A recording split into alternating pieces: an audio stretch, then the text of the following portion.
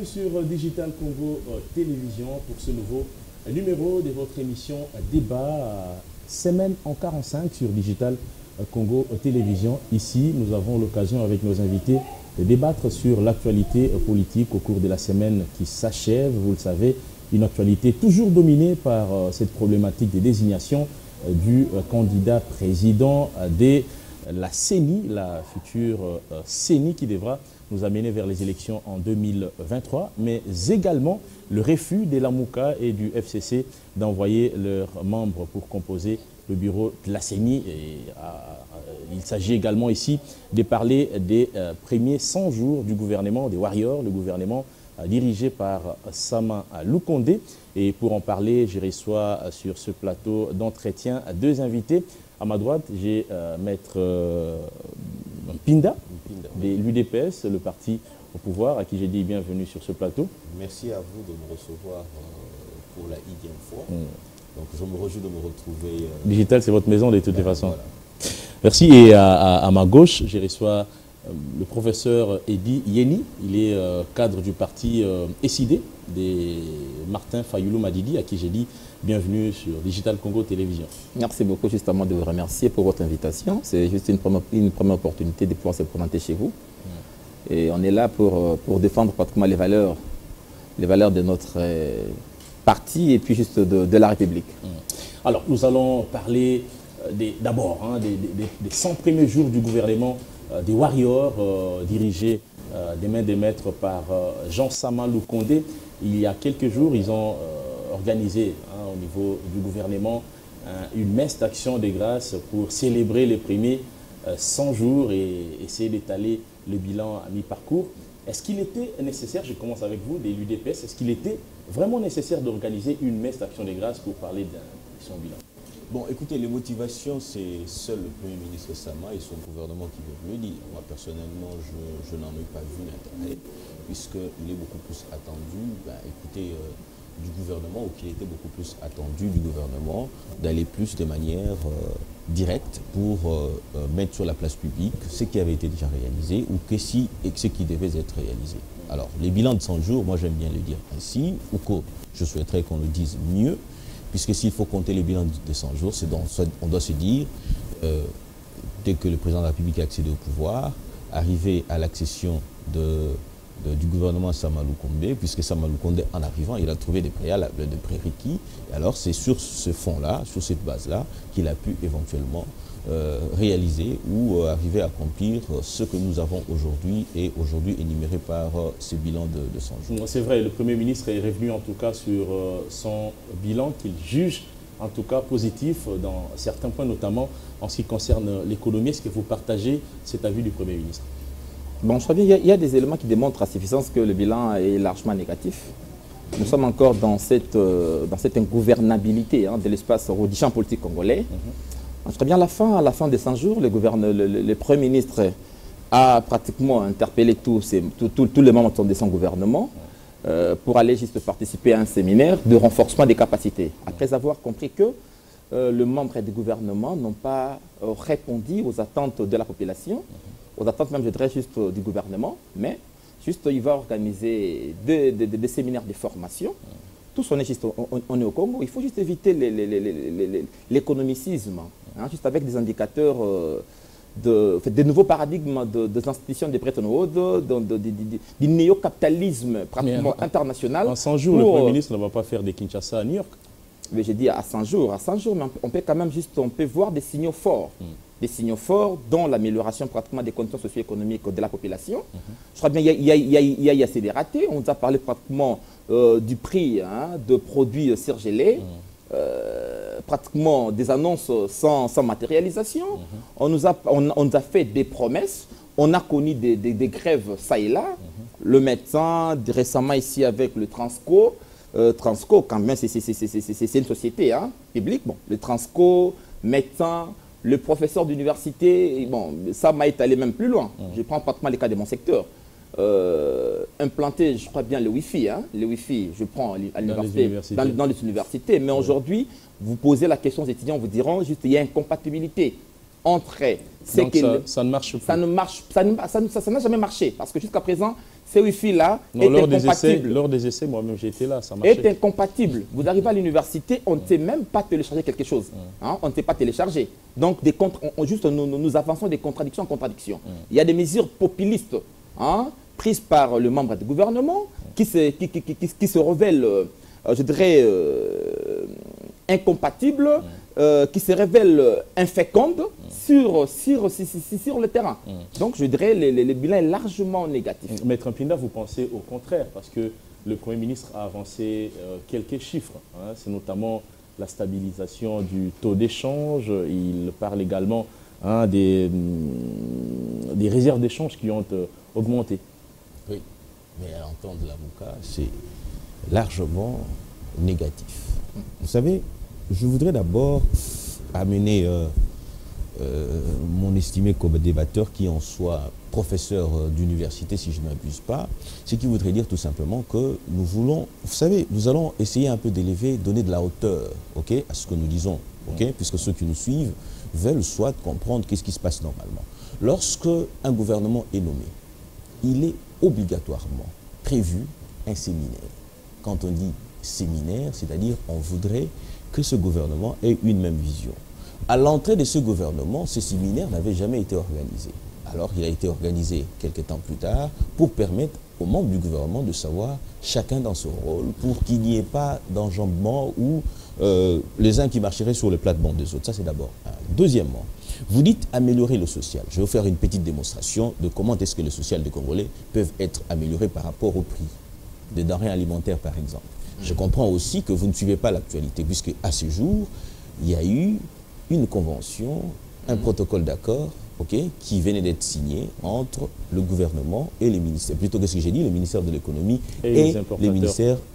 non, pas que les importateurs, et les importateurs, voilà. Oui, mais, pas tous. Non, mais écoutez, on en est arrivé quand même à quelque chose.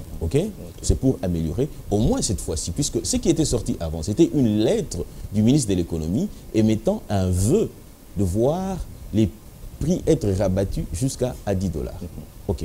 Qu'on se le dise entre nous, ce n'est pas un vœu pieux, puisque aujourd'hui nous sommes quand même arrivés à un accord. Mais ça a donné quand même l'impression d'un raté, parce que non, ça ne peut pas donner. Le gouvernement annonce à travers le Conseil des ministres la baisse du prix des surgelés, et sur le terrain, ça va faire maintenant près d'un mois qu'on attend. Non, mais exactement. Le gouvernement a annoncé le prix plutôt de denrées alimentaires sur le marché, la baisse plutôt des prix de denrées alimentaires sur le marché, mais cela doit se faire constater par quoi? Par un arrêté du ministre. Est-ce qu'il y a eu un arrêté pour prétendre qu'il y a eu un raté? Non, il fallait que les uns et les autres se retrouvent et qu'ils en parlent. Voilà où nous en sommes rendus aujourd'hui.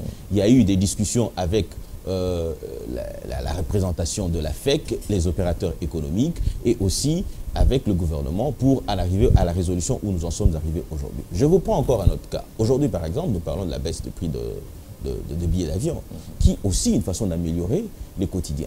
Je réfléchis comme un lamentiste. Il parlera d'une décision populiste, parce que s'il faut aller vers les compagnies d'aviation, cette décision ne passe pas. Mais écoutez, vous savez, il y a une chose. L'État a la latitude de réguler. Quand l'État régule, c'est-à-dire qu'il voit les normes en place, il dit, mais voilà comment vous devez vous comporter. Et il en vient à prendre des mesures, des dispositions de manière respectueuse des règles qui existent. Alors, je voulais, moi, plus venir sur comment est-ce que ça influerait ou que ça influe les billets d'avion, par exemple. Puisqu'un garde de la Mouka avec qui j'ai échangé sur un plateau m'a dit, écoute, on ne va pas prendre les billets d'avion, les mettre sur une assiette et le bouffer. Je lui dis par contre, on peut prendre l'effet ou les effets billets d'avion, baisse de prix des billets d'avion, les mettre dans l'assiette pour le bouffer. Je m'explique pour dire ceci.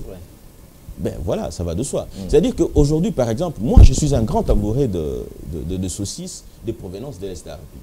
J'adore aussi prendre du fromage qui vient de l'Est de la République aussi. Ce qui fait que, puisque les transporteurs avaient un coût d'antan, et aujourd'hui, ça va influencer sur le prix. On achète à 1 $ à l'Est de la République pour le ramener. Ici sur Kinshasa, c'est pratiquement 7 $. Mais puisque le coût du billet à baisser, ça va influencer obligatoirement sur le prix. Et ici, la responsabilité du ministre de l'économie, qui a déjà, il n'y a pas longtemps ici, ils ont formé des inspecteurs judiciaires pour éventuellement aller veiller sur les règles qui sont établies, ainsi de suite. Ainsi, nous allons voir, c'est là, c'est manifesté. C'est-à-dire que le social du Congolais, les social du Quinois, les social de nos frères de Kikwiti, du Kasaï, ainsi de suite, tout ça, sont pris en compte et nous allons sentir ces effets-là. Alors, aujourd'hui, par exemple, nous parlons du cadre macroéconomique. Nul ne peut ignorer que depuis un moment donné, il y a la stabilité, du taux d'échange. Voilà, ça c'est un fait. Et le président de la République a encore martelé pour dire « je veux que ça baisse ». Et cela est possible.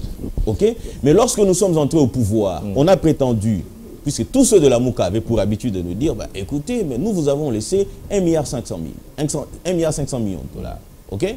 Mais lorsque vous êtes entrés, ils le disent encore, vous avez tout bouffé. Oh, saut de mouton, oh, préfabriqué, tout ce que vous voulez, ainsi de suite, tout ça, vous avez dilapidé cet argent-là. Okay? Lorsque vous dites largement négatif, c'est-à-dire qu'après 18 ans, on nous laisse 1,5 milliard de dollars, nous, on en arrive aujourd'hui à 3,5 milliards et vous dites que c'est largement positif. Cher professeur, vous êtes un scientifique, j'aurais souhaité que vous soyez de bonne foi. Lorsque nous faisons un débat républicain, on ne tient pas compte de nos appartenances politiques, mais par contre, on relève ce qu'il y a de positif. Ce qu'il y a de négatif, on condamne. Je condamnerai avec vous ce qu'il y aurait de négatifs, de manière à permettre à ce que ceux qui nous suivent se rendent compte. Je comprends que par son rire, il acquiesce et il fait avec. Peut-être que le professeur acquiesce, mais il vous contredit tout de suite. Mais j'allais dire quelque chose, professeur. C'est vrai que le gouvernement nous brandit des chiffres. Hein, stabilisation du taux d'échange, augmentation des réserves d'échange, et voilà, tous ces chiffres qui font qu'aujourd'hui, le gouvernement se tape quand même la poitrine pour dire, ben, du point de vue économique, il y a quand même stabilité, le bilan est positif, et ce qui n'est pas le cas selon vous, et parce que le gouvernement avance des chiffres, mais la réalité dans le vécu quotidien du Congolais n'a pas changé, professeur. Ok, justement, je pense que ces chiffres-là doivent se matérialiser dans l'amélioration du vécu quotidien des Congolais. Oui. Moi qui vous parle, je viens de Kimbantseke. Lorsque vous venez de là, je crois bien, la vie, depuis que ce gouvernement est là, nous parlons ici de 100 jours. Mon ami, mon très cher juste maître, nous parle d'un accord signé entre les importateurs de produits surgelés et les gouvernements. Bon, jusqu'à présent, dans la matérialisation pose encore problème. Parce que jusqu'à présent, sur le marché, vous demandez à une femme, elle vous dira non, d'où je viens au marché là, rien n'en change. En tout cas, la matérialisation est en train de suivre avec cet accord signé, notamment entre le gouvernement et les partenaires. Nous parlons de la matérialisation. Oui. Nous parlons juste du prix de billets. Aujourd'hui, demandez à ceux qui viennent pratiquement d'effectuer des mouvements. Ils vous diront, ceux qui viennent de voyager, ils vous diront, les entreprises, les sociétés pratiquement juste aériennes, essayent aujourd'hui juste de réduire les nombres de kilos. Parce qu'ils disent, ça ne marche pas. Il y a un ami qui vient de voyager ce matin qui m'a dit, prof, j'avais pratiquement droit, je mets à 30 kilos, maintenant on me dit c'est payable. Il m'a même envoyé, je le document dans mon téléphone là. Au-delà de cela, lorsque vous parlez de chiffres, vous savez, hein, cet économicisme, cette économie, je dirais, confectionnée par les néo-capitalistes, hein, je pense juste, je vais emprunter quelques mots de mon ami lorsqu'il parlait lors d'un entretien, je crois, mais il a parlé du néocolonialisme. Il me dira même que avec l'organisation des élections, par des Congolais, nous quittons pratiquement ces stades-là. Je vous dis, vous savez, hein, l'Africain que nous sommes, Congolais que nous sommes, nous devons juste faire un effort de comprendre, surtout nous de la classe intellectuelle, hein, de comprendre qu'on doit changer nos rapports avec d'autres nations, surtout ceux qui nous ont colonisés. Vous savez, les rapports sont demeurés plus structurels. En parlant de prix, hein, les prix sont pratiquement intégrés dans le rapport conjoncturel. Hein. Que produit le Congo aujourd'hui? Que produit le Congo? Le Congo a des eaux, hein, des eaux riches en poissons, riches unitaires. arable, agricole, où on peut pratiquement produire autant, mais notre production s'apparente à celle du Sahel. Là, c'est que les Congolais ignorent. Notre production apparente à celle du Sahel. Que font-nous de tout ce que nous produisons ici? Nous avons une terre en sous-sol riche, mais juste, il y a contradiction. C'est paradoxal de voir les Congolais vivre dans cette misère. Mais il faut quand même le souligner. Il faut quand même le souligner. Le gouvernement Sama Lukonde arrive et fait face à beaucoup de problèmes. Il s'agit notamment de la troisième vague, je pense, des Covid-19. Il y a le problème de sécurité avec l'état des sièges instauré. Bon, après, on va aussi en parler. La grogne sociale, grève ci et là. Vous ne pensez pas qu'en 100 jours, il a quand même essayé de maintenir l'équilibre? Parce qu'aujourd'hui, on ne parle plus des grèves des médecins, on ne parle plus des grèves chez Transco. J'aime un peu juste la rhétorique de nos frères de l'Union sacrée. Aujourd'hui, pour essayer de nous divertir, ils parlent du bilan 100 jours. Le régime est là, ça fait plus de 2 ans. Que le régime est là. Ça fait plus de 2 ans. Parlons pratiquement du bilan de 2018 à ces jours. Mais je vous dis, le bilan est largement négatif. Parce que sur le terrain, moi je suis de l'enseignement supérieur et universitaire. Allons pratiquement dans mon secteur. Mais je ne ferai pas pratiquement l'apologie aussi de la gouvernance chaotique de Kabila. Moi je dirais, si nous faisons la comparaison, depuis le départ de Kabila jusqu'à présent, je vous dirais, j'ai perdu pratiquement 40% de mon pouvoir d'achat. J'ai perdu 40% de mon pouvoir d'achat. Si aujourd'hui nous parlons du taux d'échange, depuis que ce gouvernement est ici, nous nageons toujours dans 2000 et quelques, 2000 $, 2000. Sur le marché, rien ne marche. On a eu le procès, on a eu le 100 jours ici, les programmes 100 jours. Mais les programmes 100 jours ont engendré des contradictions énormes. Les programmes 100 jours sont des moutons. Aujourd'hui, les 7 moutons, avec des millions que le gouvernement a pu dépenser. Les travaux ont pris fin. Ces millions n'ont pas pratiquement résolu les problèmes. On aurait pu pratiquement construire de voies secondaires.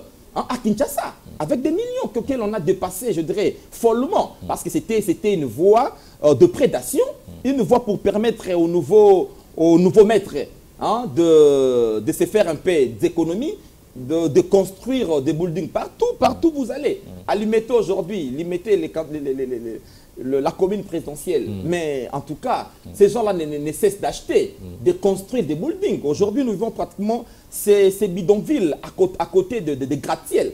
Mais tous ces gratte-ciels-là viennent d'où? Vous avez dit quelque chose de très important, la baisse du pouvoir d'achat. Maître Pinda, comment vous réagissez quand on sait que le Premier ministre, lors de l'investiture, il a promis de travailler inlassablement pour l'amélioration du vécu quotidien des Congolais? Est-ce qu'aujourd'hui, 100 jours après, on sent que les choses bougent? Quand déjà, il parle de la baisse de 40% de son pouvoir d'achat. Lorsqu'on m'a dit que j'allais être opposé à un professeur d'université, je m'attendais à un débat plutôt de portée scientifique. Mais je me suis rendu compte que c'est un dialogiste que j'ai à faire. Je vais prêter les mots je vais paraphraser l'abbé Chollet, à un extrémiste que j'ai à faire. Je ne pense pas qu'il est. Non, je l'ai dit. Non, mais je l'ai dit. Je ne pense pas que le prophète extrémiste. On dit qu'à Limité, il y a des immeubles qui pililent. OK? A-t-il la moindre preuve de dire que c'est soit moi qui suis de l'UDPS, ou que c'est le secrétaire général qui aurait acheté, ou que le président de la République qui a acheté, ainsi de suite? Ça, c'est à laisser à ceux, vous savez, dans la rue, qui peuvent discuter de la sorte. Ça, c'est d'abord un. Deuxièmement, j'aurais souhaité que vous me démontriez, puisque vous aviez semblé bien commencer, mais par de suite, vous vous êtes perdu. OK? Terre arable, agriculture, rompre avec le néocolonialisme, vous vous êtes perdu. OK? Vous seriez resté dans les débats, vous auriez permis aux téléspectateurs de suivre, voir comment est-ce que les prévisions, soit par le... Il a même prétendu, il ne voudrait pas comparer, faire allusion aux 18 ans de Kabila, et ici, pour dire que les bilans de Tshisekedi seraient largement négatifs, ok? Cela supposerait que vous auriez pu vous prendre le bilan de Kabila, ok? 18 ans, vous le placerez là, et vous comparerez et vous vous rendrez compte pour dire largement négatif que cela serait en deçà de cela pour dire que c'est largement négatif. Je vous ai pris de manière ramassée une illustration ici pour dire. Je vous en prends un autre, puisque vous allez vous dire, ben écoute, il s'accroche aux réserves de change et tout ce que vous voulez, mais je vous prends un autre. Sous Kabila, l'enseignant, vous le savez, puisque vous êtes du corps professoral, touchait 50 000 francs congolais. Non, l'enseignant on est arrivé à 140 000 francs. Qu'à cela ne tienne. Pas 50 000 C'est francs. qu'à cela ne tienne. Oui.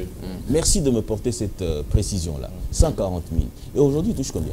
Puisque vous en avez encore d'autres précisions. 340 000 francs. Merci beaucoup. Oui.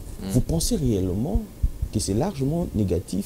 Puisque largement négatif supposerait c'est être en deçà de cela. Non, mais ça, c'est... Ok. Okay. S'il vous plaît, laissez-moi y aller. Non, laissez-moi y aller. Vous m'interrompez, je risquerai de perdre. Non, vous n'allez pas perdre. Laissez-moi y aller. Laissez-moi y aller, s'il vous plaît. Bon, allez-y d'abord. Laissez-moi y aller.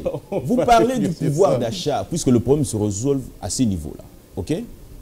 2 ans, vous aviez un pouvoir, c'est-à-dire lorsque nous sommes arrivés, nous avions un pouvoir, et ces pouvoirs, pendant cette gestion-là, nous avons connu tout ce qu'on pouvait connaître, c'est-à-dire qu'il y avait hausse de dollars et tout ce que vous voulez. OK? Mais lorsque l'on dit, nous arrivons d'abord à faire un pas, c'est-à-dire stabiliser, et par de suite, j'ai dit tout à l'heure ici que le président de la République a martelé, il a même exigé de la Banque centrale, du ministère des Affaires économiques, du gouverneur de la Banque centrale, je l'avais déjà dit, du ministre de Finances, ainsi de suite, tout ça, de travailler de manière à réduire, okay, de plus en plus le taux d'échange pour permettre à ce que ce pouvoir d'achat puisse se faire sentir. Vous allez vous rendre compte dans la stratégie émise par le président de la République, celle qui voudrait que les salaires peuvent rester tels quels, okay? Mais lorsque l'on rabat le taux d'échange, on donne beaucoup plus de valeur aux francs congolais et cela se permettrait à pouvoir faire quoi? À relever le taux plutôt le pouvoir d'achat des Congolais. Alors, moi je pense que nous devrions être de bonne foi. Raison pour laquelle j'ai dit, cet extrémisme que vous avez, c'est-à-dire vous de la Mouka, que je constate d'ailleurs sur ce plateau ici, ne sert à rien. Ce n'est pas pour l'intérêt de la République que vous le faites, c'est pour des intérêts individuels. Okay? Ça se remarque plus d'une fois. Je l'ai dit ici, quand j'ai dit, j'insiste, je martèle pour dire ceci. Dans ces pays ici, la seule fois que nous avons eu à exercer ou à sentir la souveraineté de Congolais, c'était en 2018. Je m'explique. De Lumumba à Joseph Kabila, okay? Personne n'a été élu par les élections organisées selon la philosophie congolaise. Ok? D'ailleurs, eux-mêmes le disent. Ils vous disent que ça, c'est un deal à la congolaise. Ok? Je voudrais dire quoi? Je voudrais dire que lorsque l'on vient financer... Non, oui, je vous prends Lumumba. Lumumba, comment ils ont accédé au pouvoir? C'est sur fond de la table ronde. C'est-à-dire que c'est l'homme blanc qui les a invités chez eux. Il a déterminé comment est-ce que vous devez aller rentrer gérer ces pays-là. Ok? C'est-à-dire que Lumumba n'a pas été élu par nous, malgré qu'ils incarnaient ce que nous aspirons, c'est-à-dire l'accession à l'indépendance. Okay? Mobutu, quand il arrive au pouvoir, c'est parce que Lumumba ne répondait plus aux attentes de l'Occident et qu'il a dit, le Congo, avant toute chose, on va nous imposer un Mobutu. Et nous savons qu'est-ce qui s'en est suivi jusqu'à ce que Kasavubu arrive et puis jusqu'à ce que Mouzé arrive. Et Mouzé est arrivé pourquoi? Non pas parce que les intérêts de la population, n'y répondaient pas. Okay? C'est tout simplement parce qu'on voulait se débarrasser de Mobutu et avoir quelqu'un qui répondrait aux attentes de l'Occident. Et lorsque Mouzé va faire quoi? Va dire non à l'Occident et il dit ne jamais trahir le Congo, on va encore nous amener un Joseph Kabila. Et c'est Joseph Kabila qui les a roulés. C'est-à-dire, en fin de compte, il dit non. Si je veux être en sécurité, moi, laissez-moi m'exprimer s'il vous plaît. Il les a enroulés. Si je veux être en sécurité, il faut que j'organise les élections sur fonds propres de Congolais. Pourquoi? Parce que l'Occident qui vient vous financer les élections, ok, non seulement qui finance les élections, mais aussi soutient les élections, finance les élections de nos amis de la Mouka, vont édicter, continuer à dicter ils vont continuer à dicter. Oui, je reviens. Vous allez soulever les questionnements. Alors, lorsque nous organisons les élections sur fonds propres, pas les fonds propres de Kabila, mais fonds propres de la République démocratique du Congo, ok, nous avons l'expression du suffrage universel qui est incontesté, incontestable. J'en reviens maintenant pour dire ceci. Parce que vous parlez de salaire des enseignants qui a doublé, mais le prix d'achat, lui... Non, mais écoutez, mais ça c'est encore une paire de manches. Vous savez, il y a une chose. où nous en sommes rendus, c'est-à-dire qu'il faut encore améliorer. Nous disons, il faut être réaliste, ok? Il y a des faiblesses qu'il faudra régler. Il y a beaucoup de choses à... Exactement, il y a beaucoup de choses à faire. Oui. Si nous avons quitté, nous l'avons... Puisque par moment, lorsque nous évoquons le fêté de 32 ans, 18 ans, les gens nous disent, oh mais non. Pour évaluer un bilan, oui, mais il faut se poser... Vous avez déjà fait plusieurs années. Donc non, ça fait déjà plus de 2 ans. Je voudrais dire, je voudrais dire ceci. Qu'on passe la parole je voudrais dire ceci. Non, il faut faire la part des choses. Oui, c'est-à-dire, quand nous sommes arrivés, où en étions-nous? Ok? Où en sommes-nous arrivés aujourd'hui et où nous voulons aller? Ok? Alors, ici, l'option est élevée. C'est-à-dire que nous avons constaté, arrivé au taux d'échange que nous avons aujourd'hui, il faut des actions. Et le président a bu qu'à marteler pour dire, Banque centrale, ministère de l'économie, ministère des Finances, travailler de manière à baisser. On n'aura même pas besoin de toucher au salaire des uns et des autres. Les salaires pourront rester comme ça. On donnerait du pouvoir d'achat au salaire de manière à ce que les Congolais puissent... Merci beaucoup. Maître, une réaction de ce côté. Et déjà, la question viendra sur le volet, autour du volet sécuritaire avec notamment l'état des sièges. Oui. Vous savez, c'est... Bon, je dirais...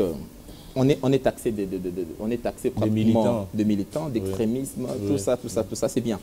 Mais je pense que dans les dires de mon co-débatteur, je viens pratiquement de soutirer quelques éléments qui me laissent un peu perplexe. Hein.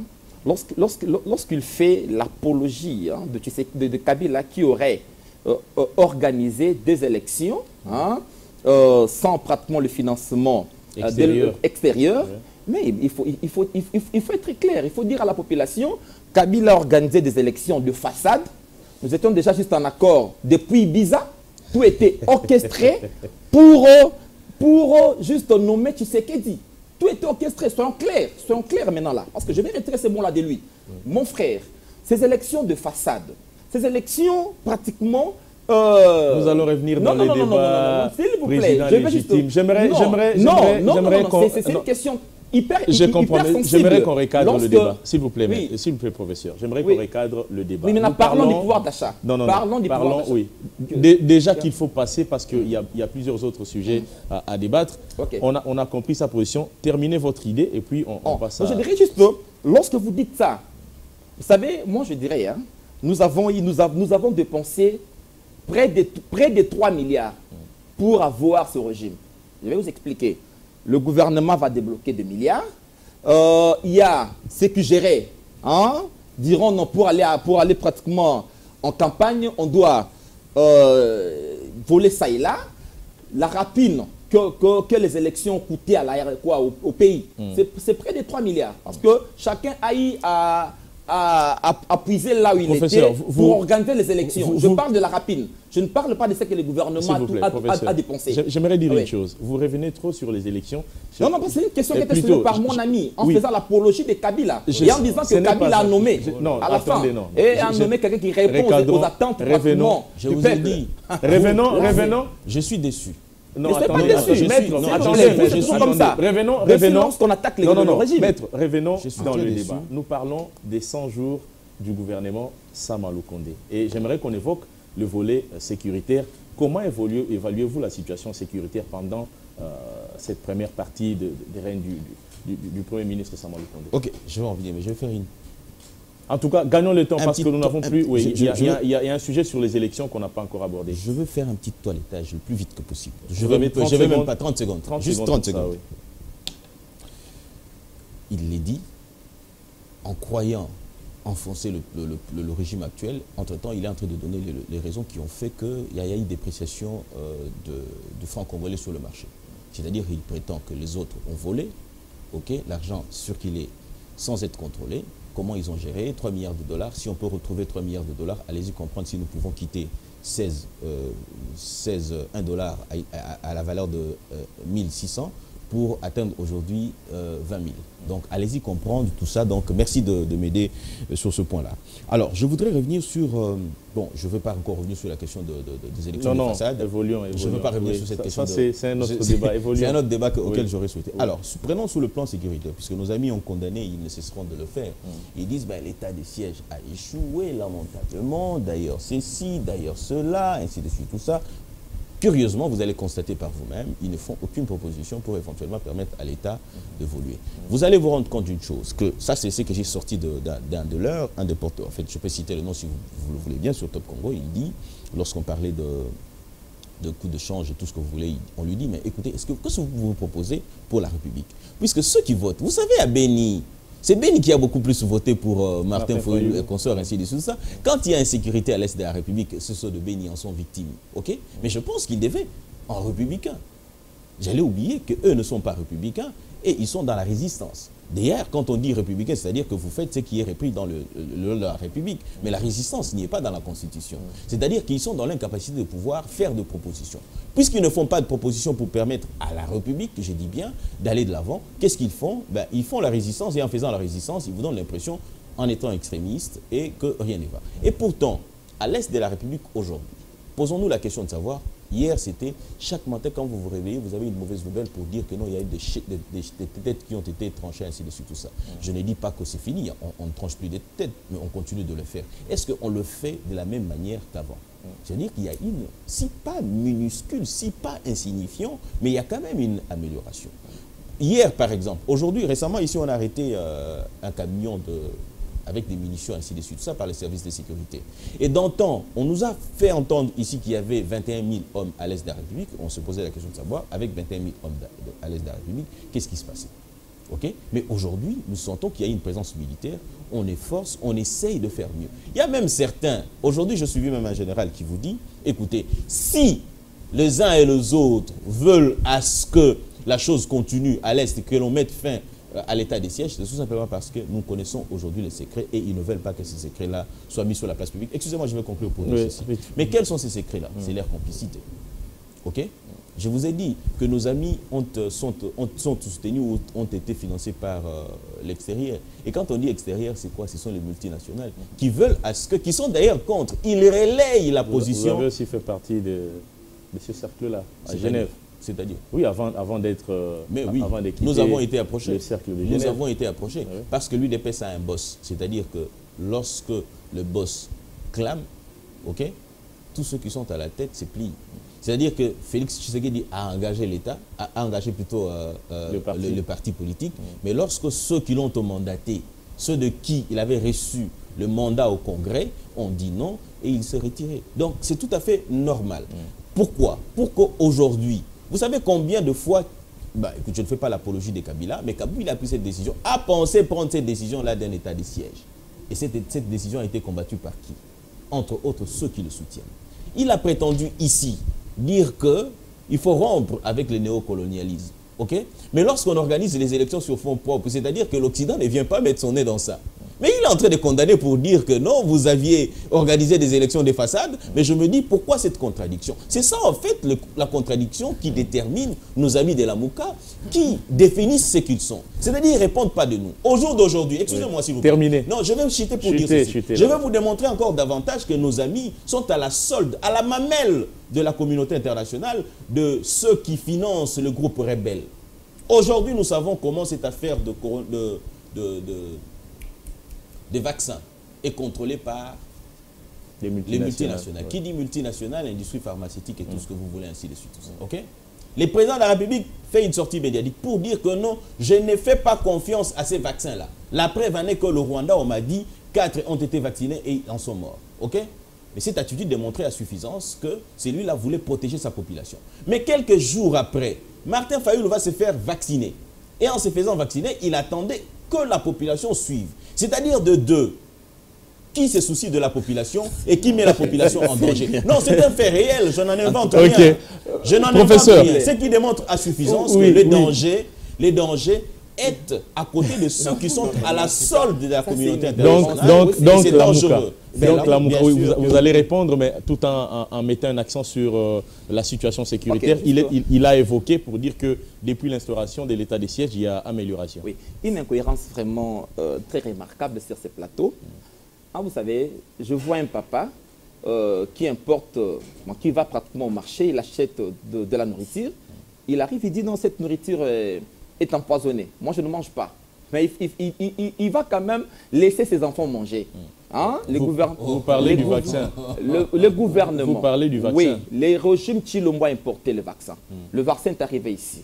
Les gens ont commencé même à se faire vacciner. Mais on voit pratiquement directement des contradictions. Je ne prends pas les vaccins. Mais vous ne prenez pas les vaccins pendant que vous laissez le peuple prendre le vaccin. Martin Fayoulou, en commandant du peuple, hein, le président réellement élu, l'homme qui a une vision sur ce pays, qui a la carrière nécessaire pour être président. Parce que jusqu'à présent, le Congo n'a jamais eu un président à la hauteur de ses ambitions. On doit les reconnaître. Il arrive, il prend le vaccin, mais depuis qu'il a pris le vaccin, il est là, n'est-ce pas?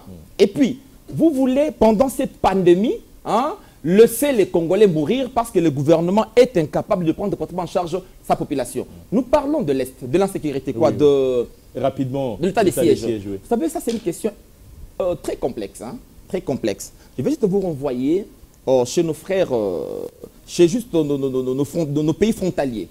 Il y a toujours dans le chef, parce que peut-être les gens ignorent que dans le chef de nos frères Tutsi, ces velléités, hein, de la récréation de l'empire humain Tutsi. Hein? Au-delà de ces velléités-là, à l'Est, vous avez des contradictions, des conflits terriens entre différents peuples. Hein? Il y a l'implication de multinationales, hein, sur ces terrains-là, surtout juste avec la logique mercantile, à la quête pratiquement de pierres précieuses ou de matières premières. Ils sont là. Voilà pourquoi j'ai dit, ça c'est une question éminemment stratégique et complexe que l'état des sièges ne saura pas résoudre. Parce que depuis que nous sommes là, on va de report en report. Mais en réalité, la situation sur le terrain... Il n'y a pas changement, il n'y a pas amélioration. On va de report prenez votre téléphone, vous prenez juste... Vous prenez pratiquement les images. Vous prenez le... Je le comprends, vous parlez de la prorogation de l'état. De la prorogation juste, pardon, mais de la prorogation. Oui, vous prenez pratiquement, vous prenez ce qui se passe à l'Est jusqu'à présent. Prenons les bilans. Le bilan, juste... Mais il y a des morts tous les jours. Il y a des morts. On peut crier ici. On peut crier. On sait comment ce régime s'est laissé pratiquement prendre par... Quand l'UDPS était dans l'opposition, l'UDPS criait, martelait chaque jour, nuit et jour, contre les Rwandais. À mon avis, le président de la République, issu de l'UDPS, nommé par Tshisekedi, qui va se présenter devant les mémorials rwandais pour s'incliner au nom du peuple congolais. Vraiment, s'il vous plaît, papa, s'il vous plaît, vous avez... Oui, non, on sait que le gars, vous avez dit ici que le gars a été nommé. Vous avez dit ici, Kabila a organisé des élections, c'est fonds propres, et Kabila va nommer. C'est ce que vous avez dit. Moi, je vais juste interpréter vos dires. Ça sont vos propres mots. J'interprète ce qu'il a dit. Autrement, ce qu'il a dit. Parce qu'il dit que Kabila organise des élections. Il a fait allusion à un deal congolais. Un deal congolais. Mais ce deal-là, c'est la nomination. Ce deal-là, c'est la nomination. Ok, nous allons... bizarre. Je comprends. Peut-être nous allons y revenir dans d'autres émissions élaborées, mais nous allons prendre la deuxième partie de cette émission consacrée pratiquement à cette confusion autour de la désignation du futur président de la CENI par les confessions religieuses, toujours incapables de se mettre d'accord sur une candidature. Et dans l'entretemps, l'Assemblée nationale met en place une commission paritaire, opposition-majorité, pour tabler sur les futurs animateurs de la CENI. Apparemment, l'Assemblée nationale ne va plus reculer. Hein. Ben, je ne sais pas si, lorsque vous dites que l'Assemblée nationale ne va plus reculer, vous voulez dire quoi? Ça, je ne sais pas. Je ne le saurai peut-être jamais, parce que vous ne me le direz peut-être jamais. Alors, je le remercie parce qu'il a dit une chose, au moins de reconnaître que... on va vraiment... Non. Je vais juste... Une parenthèse et puis on passe. Une parenthèse, et c'est ce qui est plus important, c'est l'actualité. Il a fait une déclaration pour dire que, je l'ai même écrit ici, il dit le président Martin Fayoulou a la carrière pour être président de la République. Ok? Alors, c'est quand ils disent que président élu, ainsi de suite, tout ça, ok? Il faut considérer tout simplement que c'est n'importe quoi. Ça n'a aucun fondement, parce qu'ils se dédisent. Alors, venons-en à ce qui nous concerne maintenant, ce sont les élections pour 2023. Parce que pendant que jusque-là, il n'y a toujours pas de consensus autour de la personne qui va être désignée comme futur président de la CENI, l'Assemblée nationale pense déjà à la composition du bureau de la CENI. Ok. Vous avez donné une réponse, mais à moitié. Je voudrais, raison pour laquelle je voulais qu'on pose d'abord les fondamentaux. Lorsque nous voulons parler de la désignation des membres de la CENI, il nous faut nécessairement se référer aux textes qui régissent les composantes. D'abord, nous prenons la loi électorale. La loi portant plutôt organisation et fonctionnement de la CENI, qui confère aux confessions religieuses le pouvoir de désigner. Et alors, lorsque nous arrivons maintenant chez les confessions religieuses, vous avez ce qu'on appelle la loi des partis, c'est-à-dire la charte de confession religieuse. En fait, la charte, qu'est-ce que nous pouvons retenir de la charte? La charte, c'est ce qui détermine les comportements de chaque confession religieuse. Comment est-ce qu'ils doivent se comporter lorsqu'il s'agit de désigner? Qu'est-ce qu'ils doivent déterminer comme critère? Comment est-ce que la personne qui a désigné doit se comporter, ainsi de suite. Alors, que dit cette charte-là? Ici, vous savez, pour être mieux clair, pour comprendre ce qui se passe, il faut se référer à l'article 16, à l'article 17 et à l'article 18. Alors, d'abord, de l'organisation. Il est dit que, en matière de PV par exemple, pour sanctionner une réunion ou une activité de la CENI, plutôt de confession religieuse, c'est le président qui signe. À défaut du président, c'est le vice-président. À défaut du vice-président, c'est la plénière. OK? Alors, venons-en maintenant aux faits. Lorsqu'on vous dit, à l'article 17 par exemple, lorsque vous allez, comme je l'ai dit tout à l'heure, que vous évoquiez ou que vous aviez évoqué la réponse à moitié, lorsque vous parlez du consensus, au-delà du consensus, il y a les votes. Donc, c'est-à-dire que pour désigner, il y a deux options. Lorsque le consensus a échoué, OK, vous avez le vote. Alors, allons maintenant aux faits. Qu'est-ce qui nous a été présenté? Il nous a été présenté deux procès-verbaux. L'un disant que nous n'avons pas trouvé de consensus sur un nom. L'autre, nous avons trouvé un consensus sur un nom. Les autres vous diront, nous sommes à deux lorsque, lors de l'évolution, nous n'étions plus là, parce que c'est nous qui pesons plus. Justement, je relate d'abord le fait. Oui, je pour comprends en ça, dire, oui, je souhaite, vous comprenez, mais ceux qui nous suivent doivent comprendre davantage où en sommes-nous. La logique. Je voudrais ici, c'est quoi? Je voudrais ici relever une chose. Le fait est de dire que l'un pèserait plus que l'autre n'est pas repris dans la charte. Pas du tout dans la charte. C'est-à-dire qu'on ne peut pas prétendre peser que... Exactement. On est d'accord sur ce point-là. Ça, c'est d'abord un fait. Maintenant, où nous sommes rendus, c'est-à-dire le 2 PV ayant été soumis à l'Assemblée nationale, ok, on a conféré encore à l'Assemblée nationale un pouvoir avant d'entériner. C'est-à-dire qu'il faut qu'il y ait une commission, et la commission aura pour mission d'examiner chaque candidature, si elle a respecté la procédure ou pas du tout, et par de suite, il devra se décider. Je suppose que cette commission qui est mise en place va convoquer les confessions religieuses pour les entendre, pour dire pourquoi vous reprochez à tel, puisqu'on a prétendu que les uns auraient été proches de X, Y, Z, ainsi de suite, tout ça. Ah, je veux me dédire là-dessus, parce que quand ils disent proches, parce qu'ils parlent Tchoulouba comme le président de la République, ainsi de suite, ça, en méconnaissant, ça c'est encore un autre débat, en méconnaissant ses compétences, puisque de tous les candidats qui ont été présentés, aucun n'a le profil de celui-là. Ok? Même si vous penchez plutôt pour lui. Non, même si je penche pour lui, c'est mon droit le plus légitime. Alors, qu'on se le dise. S'il vous plaît, la question de l'élection, elle est tellement importante, mais je voudrais quand même que le professeur réponde, parce que nous sommes vraiment arrivés à la fin de l'émission, nous devons chuter. Vous prenez position comme le FCC, vous boudez. Vous ne voulez même pas prendre part aux travaux de la commission paritaire qui est mise sur pied. Et vous le dites clairement que vous n'allez pas envoyer vos représentants à la CENI. Est-ce que vous préparez déjà un terrain de contestation? Bon, juste, nous, la MOCA, nous avons dit ceci. D'abord, les réformes.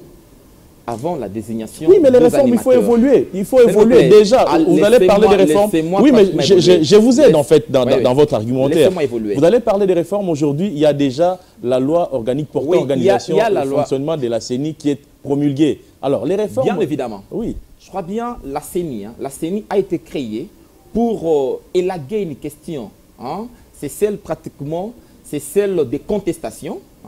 C'est celle pratiquement d'illégitimité.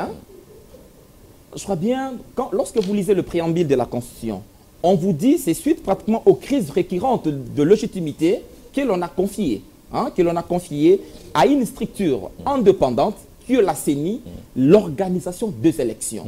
des élections démocratiques. On veut juste que ces élections soient démocratiques, libres, transparentes et apaisées. Crédibles, apaisées. Mon cher, juste vous allez confier la tenue des élections. Lorsqu'on dit il faut tenir compte du processus dans son ensemble, lorsque les processus, vous commencez à les biaiser dès le départ, vous nous ramenez dans cette logique, je dirais, marchande, utilitariste du champ politique congolais et plus loin, ethniciste. Parce que ce sont ces deux éléments qui essaient un peu de résumer les comportements des acteurs sur ces champs. Justement. Depuis 57, les premières élections, jusqu'à ces jours. Justement, mais qu'est-ce que vous proposez à la place? Qu'est-ce que nous proposons à la place? Je crois bien, nous sommes clairs. Nous avons présenté nos propositions. Quitte à ceux qui pensent aujourd'hui qu'ils vont convoquer le parti, les écouter, enfin décider de comprendre que le peuple veut de réformes, le peuple veut des élections crédibles qui seront, et puis juste, le peuple veut quoi? Veut la dépolitisation de la CENI. Le peuple veut l'indépendance de la CENI. Donc si je comprends bien, dans cette allure, vous n'êtes pas partie prenante pour les élections. Dire que nous ne sommes pas partis. Jusqu'à présent, nous sommes dans les champs, dans l'élite. Parce que si aujourd'hui vous continuez à évoquer le problème des réformes, alors qu'il y a déjà une nouvelle loi qui réglemente cette histoire, c'est-à-dire qu'il y a déjà la loi portant organisation et fonctionnement de la CENI, promulguée par le chef de l'État, et vous parlez encore des réformes aujourd'hui, c'est-à-dire qu'à un moment on s'est dit que vous n'allez pas prendre part aux élections. Oui, vous savez, juste, nous prenons juste la transition Kabila. Après son mandat, quand Kabila fait sa transition. Je crois bien, à un certain moment, il y avait même des décisions. Et on a dit non, mon cher, si c'est que tu veux aujourd'hui nous diriger par défi, tu veux pratiquement organiser la CENI à leur manière pour réussir en 2023 un hold-up pratiquement électoral, moi je vous assure, le peuple dira non. Et le peuple dit non, le peuple se mettra pratiquement. Mais je vous dis, le peuple dit non. Non, parce qu'aujourd'hui, ce que nous avons reproché au régime Kabila, c'est ce que l'UDP s'est en train pratiquement de reproduire. C'est ce que l'Union sacrée ne cesse de reproduire. Aujourd'hui, le régime jusqu'à Kabila devient un modèle de ce régime, et c'est malheureux. C'est déplorable. Alors on ne peut pas avancer dans un tel environnement. On peut pas avancer. La toute dernière préoccupation, Maître Pinda, en fait, c'est comme si chez vous, vous, à l'UDPS, à l'Union sacrée, c'est le chien à bois, la caravane passe. Non, je voudrais d'abord que j'ai aimé ce qu'il a dit. Il dit réforme de la CENI. Il a dit il faut que pour assurer les élections démocratiques, transparentes, libres, apaisées, il faut procéder aux réformes. Je prends le premier point. Il dit démocratique. Cela suppose que nous sommes dans un cadre où l'expression démocratique doit être démise, c'est-à-dire à l'hémicycle. Ils disent qu'il faut dépolitiser, mais ils ont été à l'hémicycle. Qu'est-ce qu'ils ont apporté par rapport à cette loi électorale? Mais il y a quelqu'un qui a dit sur ce plateau que la loi a été votée de manière cavalière. Non, pas entre nous soit dit. Ils ne sont pas majoritaires. Il n'y a pas eu C'est-à-dire, non, il y a eu un débat. Il y a eu un débat, lui, Dédi Sessanga et consorts ainsi de suite, tout ça, faisaient partie de ce débat-là. Ils étaient à l'Assemblée nationale, ils n'ont rien fait, ils ont laissé jusqu'à ce que la loi sorte de là. Et ils vont peu après avoir été promulgués pour dire que nous ne voulons pas de cette loi-là. Mais soyons sérieux. Et prenons encore un autre élément. Lorsqu'ils disent qu'il faut dépolitiser, c'est qu'ils supposent qu'il faut laisser la société civile seule gérer la CENI.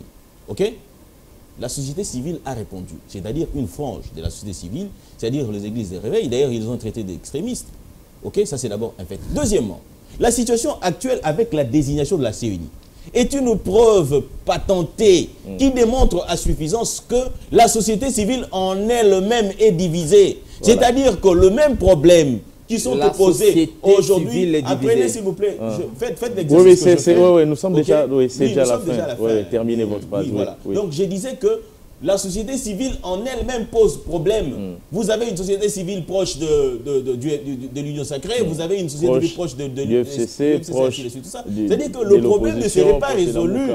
Les problèmes ne seraient pas résolus selon qu'ils l'entendent. Moi, en fait, vous savez, ça me fait mal. J'ai en face de moi, en tout cas, je chute cette fois-ci. J'ai en face de moi un professeur. excusez-moi de le dire comme ça. Non, s'il vous plaît, s'il vous plaît, s'il vous plaît. Non, non, J'ai non, en ça face ne de passe moi pas, s'il un vous plaît, professeur. s'il vous plaît. Attendez, Ça ne passe vous pas. avez, Non, vous aurez votre dernier mot. Attendez, professeur. Vous avez l'habitude de dire ça, j'ai en face de moi un professeur. Non, vous aurez votre dernier mot. professeur. Vous allez conclure. Un Mais vous êtes professeur. professeur, vous allez conclure. Non, non, non, vous allez non, laissez-moi non, finir ma ok. pensée. Oui, allez-y. J'ai en face de moi 30 un secondes, professeur, s'il vous plaît, ok, lequel professeur est en train d'être suivi par ses étudiants. Ok. Cela implique qu'il doit dire des choses et éviter de se contredire. Et les conséquences par rapport à ça, vous voyez, comment le professeur est très agité pendant que ce que je disais n'a rien à voir ou n'a rien d'insultant. Vous voyez. Donc, je voudrais tout simplement dire que ceux qui le suivent retiennent quelque chose, mais ceux qui le suivent retiendront une chose. Confusion sur confusion. Professeur, votre dernier mot. Oui, s'il vous plaît. Mbosso l'a même dit, en 2011 ou en 2006, il y a ceux qui ont boycotté les élections, mais le pouvoir en place avait organisé les élections. Donc aujourd'hui, si vous pensez que vous allez évoluer dans cette logique, il y aura élection en 2023 et vous n'aurez que votre temps pour critiquer à la télé.